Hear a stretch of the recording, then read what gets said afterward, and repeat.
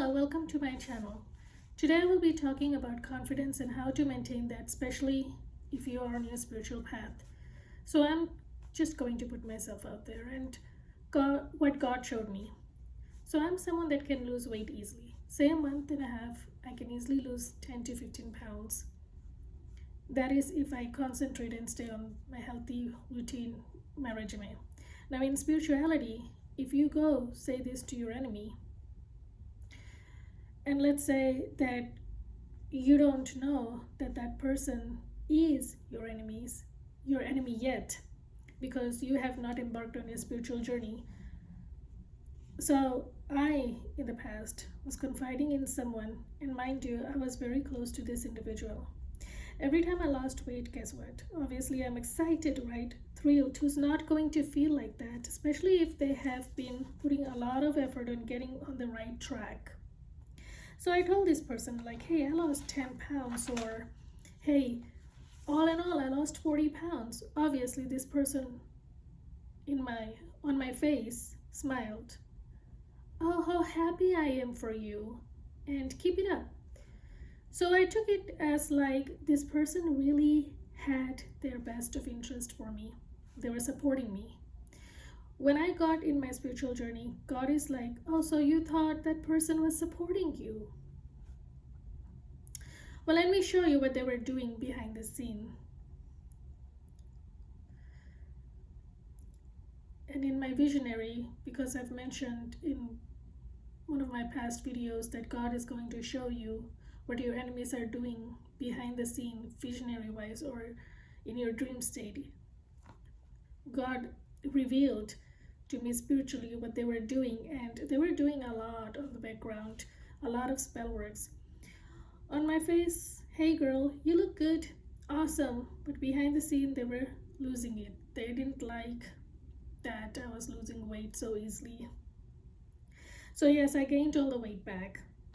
But I mean, that shouldn't be the reason as to why you can't get back on track. I'm aware of that. Eventually I will. But what I'm saying is that sharing your personal achievement to the wrong person can really ruin your plans. But also remember that is what the enemy wants. Secretly, their goal is to not use, secretly, their goal is not to see you thrive. Their goal is to always see you suffering. They thrive from that. And it doesn't have to be that you gain weight. There's spell work for that. But there is also spell work for if you are thin and that you can never gain weight. Their whole thing for you is to not see you happy. They hate that. Of course, if you are going to confront them about it physically, they're going to flat out deny it. It's more of a spiritual stuff. The thing is that it's their insecurities that they're projecting onto you. Rather than going within and working on themselves and getting closer to God, they like to pick on someone that is simply minding their own business. And also, if someone constantly mocks you in public, and I don't care who it is, could be someone from your family, friend, whoever, okay? And you come home looking at yourself in the mirror and start saying to the mirror, I guess I really am like that. You need to knock it off immediately. There's something called mirror magic. It exists. When you start saying negative things towards yourself, what your enemy is doing in the background, they can use the mirror and siphon off from you being depressed. It gives them the validation, like, yes, I am winning, I'm far better than you. It exists. Okay, so don't put yourself down when you look in the mirror. If you're facing a weight problem or whatever it is, with God's help you can improve it. Work on yourself. Don't let others' insecurities ruin your self-confidence. Always talk positive. Say positive affirmations when you look at the mirror, like, you are beautiful. You're more than enough. You're beautiful in God's eyes, and that's what matters. That is the only thing that should matter. God's opinion matters, not your enemies. So if someone keeps telling you, poking at you, know that they are streaming from their own insecurities. They are jealous, and there is nothing you can do about it because it's their own reflection, not yours. So move on, and move on confidently, knowing that God got your back. I have witnessed guys but it's mostly from women. Have you ever seen in social media how one woman does not like seeing the other woman succeed, especially if the other woman is independent, got their ish together? I mean, this woman can be a stay-at-home mom who likes to just stay at home and don't want to work outside. Let's say if it's a single mom, for example, and she has to take care of her kids, get stuff done inside her house, but also work outside. I mean, who's going to pay her bills, right? And rightfully so, she treats herself once in a while and gets all dolled up here and there. And I don't see anything wrong with that.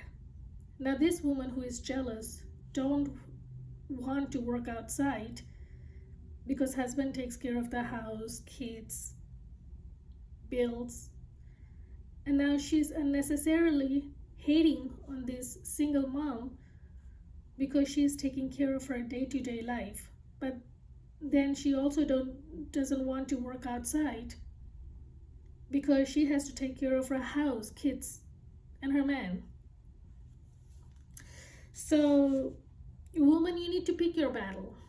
You can't be hating on someone that does not interfere in your life or who is just simply minding their own business.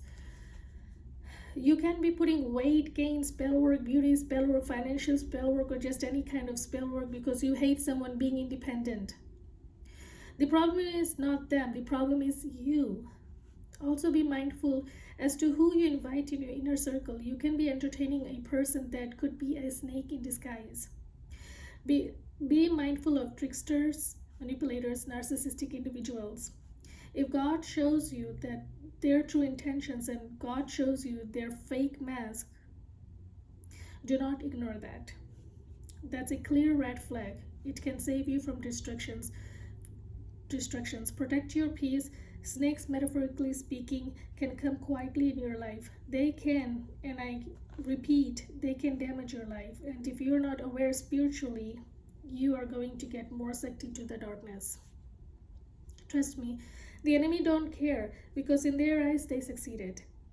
Whatever their intentions were, they fulfilled. They fulfilled it. They don't care if you are crying, suffering. No, they don't. They like seeing that. Evil people exist, but also remember good people exist. They're rare, but they exist. I hope this topic can help someone to see someone's true intentions in their life. Thank you for watching. Goodbye.